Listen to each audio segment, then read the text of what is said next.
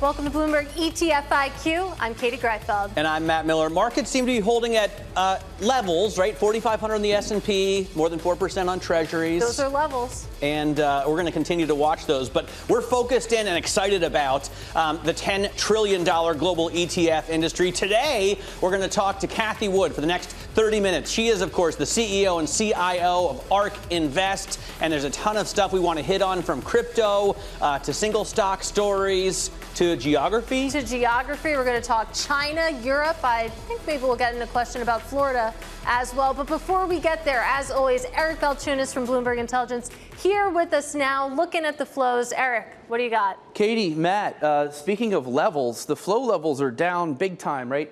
All summer we've seen flows go into equity ETFs, especially from the trading crowd. They are gone. I think last week spooked them. We'll see if it lasts. So we see IVV and VU at the top. Those are retail advisor funds. So it's actually a little bit bearish, even though that money always comes in. VTI, a lot of Vanguard on there. So that's who's at the top. But look, negative $2 billion overall. Why is the number so bad? Well, let's look at the outflows. And look at the size of the outflows from the more liquid trading crowd ETFs, SPY, the Qs, HYG, EMB, right? Last week was obviously not good. Today, the markets are up a little bit. We'll see if people come back into the market with that. But let's shift to another risk-on area, which is crypto and Bitcoin ETFs. I've been tracking this race for the past couple months, and we're going to look at the flows into Bitcoin ETFs. There's really only Bitcoin futures ETFs on the market right now, but there's excitement that a spot Bitcoin ETF could be launched, and it's driving some money into the futures products. Look at BITO with 139 million, and then BitX, which is 2X futures, has taken in 18 million. That just started. These are big percentage growth numbers for these products, even though BITO lags the price of Bitcoin by about 6% so far this year because it's rolling futures, which is generally undesirable for investors. So, Matt, Cathie, look, a lot of optimism, hope. We'll see if this time is the time that there will finally be some spot Bitcoin ETFs on the market. All right, Eric, thanks very much. Eric Balchunas there, ending, I think, on a point that we can start our conversation with Cathie Wood, the founder of ARK Invest. Cathie, great to have you on the program. Thanks for joining us. You are also involved you've got your own filing for physically backed Bitcoin ETF. Do you think that the excitement there has driven up prices across crypto? I mean, today is a down day, but we're still looking at $29,000 for Bitcoin. Yes, I do think that in June, when BlackRock announced its filing, or when it was announced that BlackRock had filed for a Bitcoin ETF, the Bitcoin price did shoot up, but has been fairly stable since then.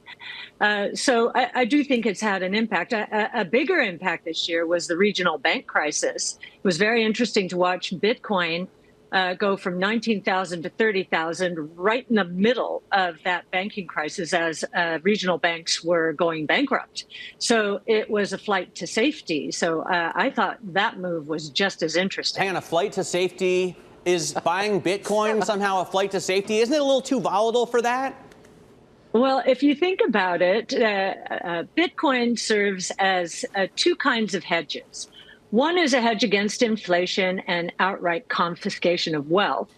The other is against counterparty risk. And, when the regional banks started going down, this fear sort of, our memories are fresh with 08, 09, the counterparty risk became real. And so there was this flight into Bitcoin, a completely decentralized, transparent network, which is not subject to counterparty risk. Cathie, so you are in this race. Let's talk about the race a little bit.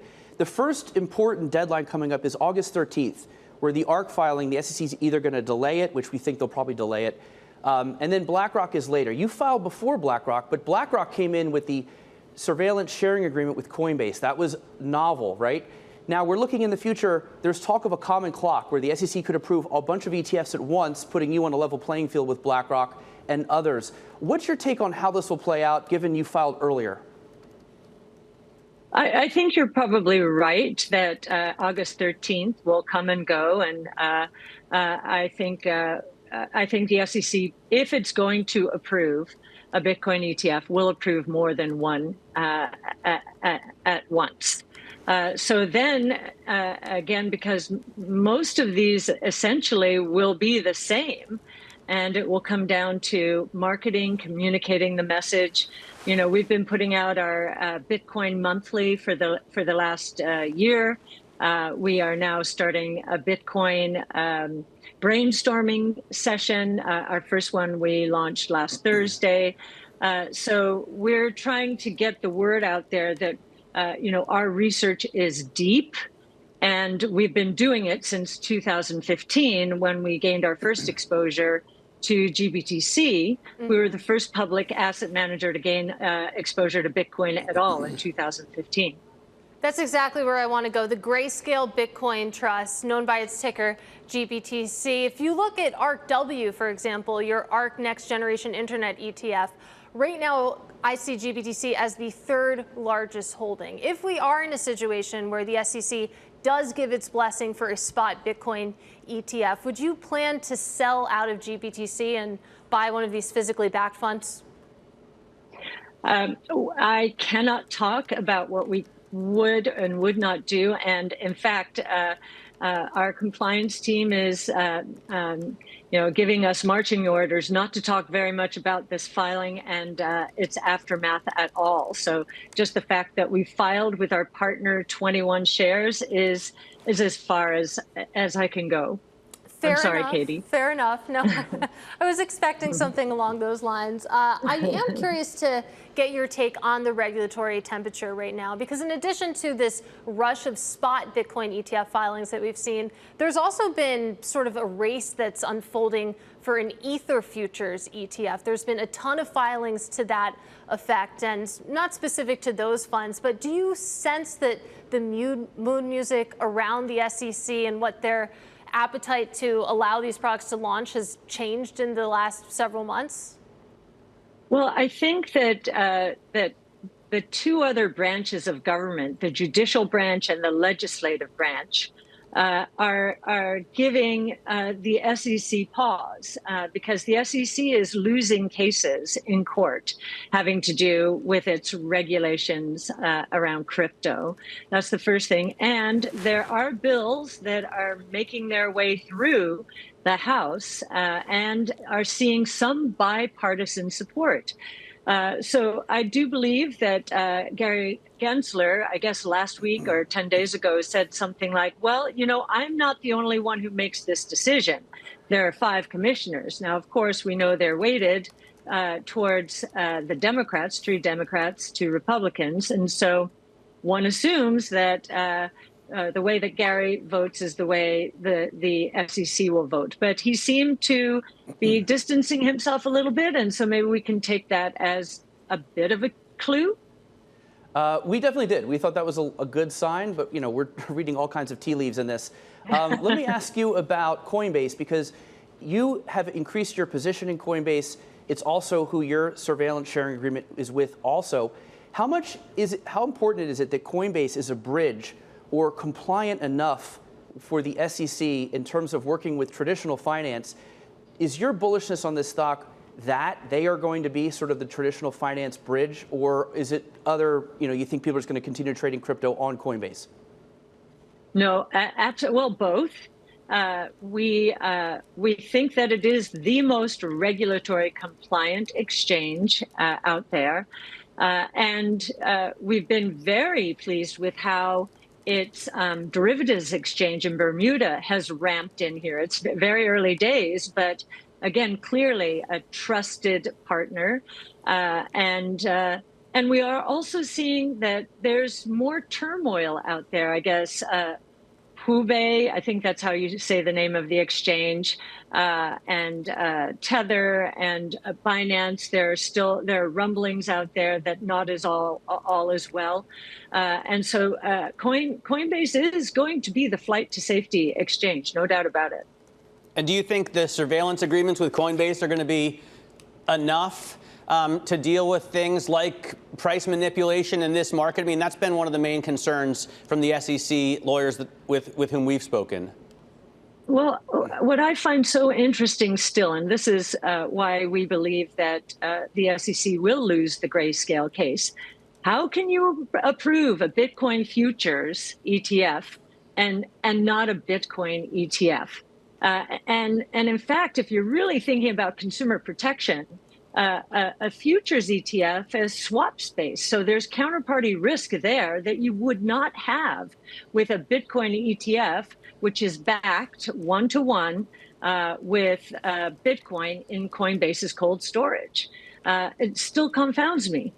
Not to mention the point that Eric makes, which is that if there had been an ETF, a lot of people wouldn't have bought Bitcoin at FTX and instead would use that vehicle. Cathie, we're going to keep you with us. I'm really glad we have you for the whole half hour. Cathie Wood, the CEO and CIO of ARK Invest, will be right back with us on ETF IQ. This is Bloomberg.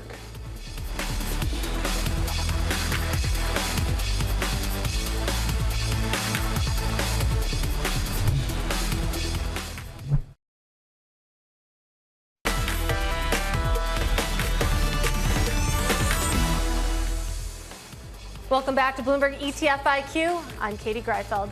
Let's get back now to ARK Invest CEO and CIO Cathie Wood. Cathie, it's great to have you here already, more so because we got some interesting news out of Tesla this morning. Of course, Tesla being one of your biggest holdings for a long time.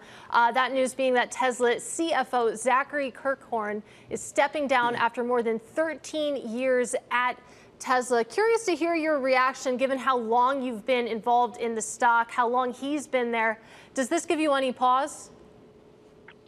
Well, we loved Zach and love Zach and think he will do very well wherever he goes. I know there are rumors out that there are some CEO positions out there which he might like to take. So we will miss him, but his successor has been with Tesla right underneath him since 2018. So he was put through the fires. Remember, in 2018-19, many analysts were saying that Tesla was going bankrupt. And so he's been there, he's gone through the fire, and it's a tough job. It's a tough job. So I guess 13 years was a really good run for Zach, and can't say enough good things about him and what he did for Tesla. But I think he trained his successor well. That's great to hear. Do you expect Tesla to build 2 million vehicles this year? I think it's incredible how they've grown production, and it looks like they can do that. What are your expectations for their growth from here on out? Well, as you know, we have a 5-year investment time horizon, and we do think the cycle for autos is going to get tougher in here generally. But we think, just like last year when electric vehicles were up 69% or 65%, something like that, and gas-powered vehicles down 7% globally, we think we're going to continue to see that share shift accelerate because electric vehicle prices are going to follow their costs down in a way that gas-powered cars cannot. So we think that electric vehicles will be less expensive, and they are better cars than gas-powered vehicles. So we think they're going to take tremendous share. And even if the auto market relapses in here, which we think it could, we don't think electric vehicles will relapse. So we think the 1.8 million for this year, which was, Elon said 1.8 to 2 million, they're going to have some shutdowns in the third quarter for maintenance and upgrades.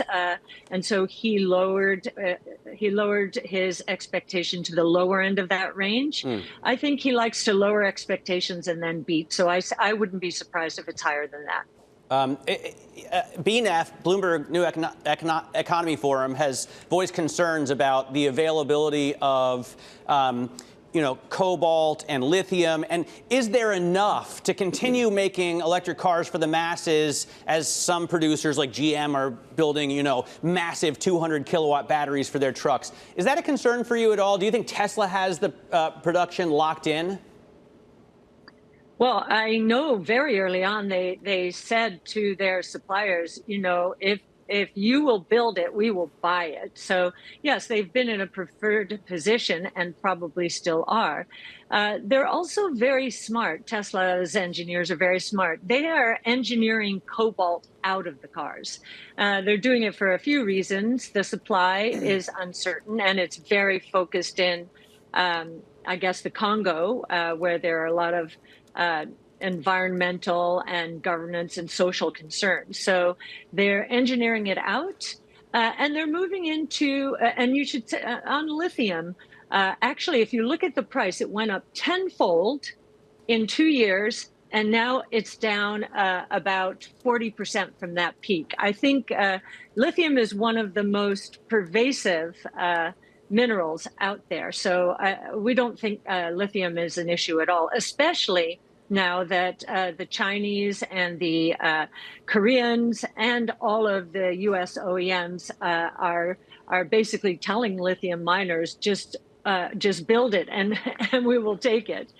And then the other interesting thing is, again, this is Tesla leading the charge, so to speak, in this category, lithium iron phosphate. So taking out the nickel and other metals that may end up in short supply, especially if we get into very strong cycles. And the lithium iron phosphate is a much lower priced, or will lead to a much lower priced car as well. Cathie, real quick, I wanted to get in the superconductor. This is something that's been, and our team's getting obsessed about. You are an innovation fund. I'm guessing you're looking at this. How much of this is hype and hope versus a potential legit reality, and how do you play it? Well, it was interesting when the news broke a little more than a week ago. Many people just thought it was a fraud, but our chief futurist Brett Winton said, "Wait a minute, this is not a fraud. It can't be a fraud because it's so simple. You can buy from." You can buy phosphorus, copper, and there was one other ingredient there. And you could actually follow their instructions and duplicate this. We're going to find out pretty quickly. And what it does seem is that it is possible. So we went from thinking Friday a week ago, oh, maybe 10, 15% chance, to now, while the markets, the betting markets, are at 40%, I think we are more in the 60% plus range. So, and you know, it could be the breakthrough we need for quantum computing, or at least bringing it into reality from a commercialization point of view sooner than expected, or the high-speed trains. It could change so many things, and particularly our electric system, where, you know, we lose so much heat, and data centers where we lose so much energy because of the inefficiencies associated with current electricity. All right, Cathie, we got to take a break, but you're sticking with us, and I think we're going to go to Florida next. So stay tuned. This is ETF IQ on Bloomberg.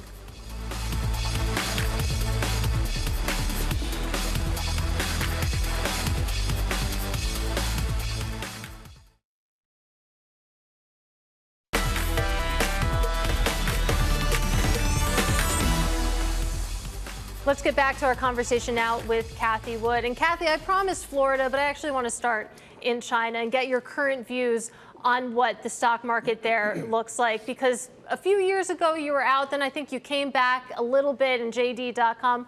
What's your current thinking around the equity market in China, and what opportunities are there or not? Well, we're maintaining our position, really. Common prosperity suggests that the government is aiming for companies not to be too profitable, but to really help the country to expand and make the lives of everyone better, which is noble. That's what we all want, is to, you know, shrink the divide between the rich and the poor. We are focused on a few things there. We're focused on the fact that China is exporting deflation. Its PPI down 5.4%. And it is one reason that we think that the world is going to face more of a deflationary period here than I think most people think. It's also very interesting to watch the yuan. I think the government would be stimulating more aggressively if the yen were a little stronger. And it has been weakening, and they're very careful about their currency. So I don't think they're going to be able to stimulate as much as many people might like or expect, because the yuan is showing some fundamental weakness here. And you know what's so interesting about that? Sorry, just want to exclamation point here. The fact that they're exporting deflation and the yuan is down. That's a double whammy. That is that from China's point of view. You know, the fact to see deflation as their currency is down. Normally, when a currency is down, you see inflation. So, Cathie, we know you moved to Florida from New York City. I believe you were in the Chelsea neighborhood. I visited your office way back in the day. Yes. You're now down in Florida. A lot of asset managers, a lot of people who watch Bloomberg TV are considering moves like this. How has it changed your investing process, if at all, being there? Are there pros and cons to being in Florida versus in New York City? I guess there's, for us, no change in our investment process. COVID told us we could work remotely, and so we have a hybrid setup. But we do have rotations of all of the teams through St. Petersburg, Florida, and even more so during the winter, I might add. So that's working out. But you know, I think it's been a wonderful place for us, and it's great to have everyone come together, either in various teams or all together, like reunions. So it's working pretty well for us. We only have a few seconds left, so I'll just ask a short question. Elon Musk and Zuckerberg may have a cage match fight. Do you take a side in that fight? Do you think Musk is up to the task? Whenever he puts his mind to something, I wouldn't bet against him. That's what I'll say. But I did read this morning that he's saying that, or tweeting that he has to probably go for a back operation first for something having to do with his discs. So I would hope that he would wait until he's completely on the mend. All right. Cathie, great to spend some time with you. Thanks so much for joining us here on ETF IQ. That is ARK Invest CEO and CIO Cathie Wood talking to us about a range of topics. That does it for our program today. I'm Matt Miller alongside Katie Greifeld and Eric Balchunas. This is Bloomberg.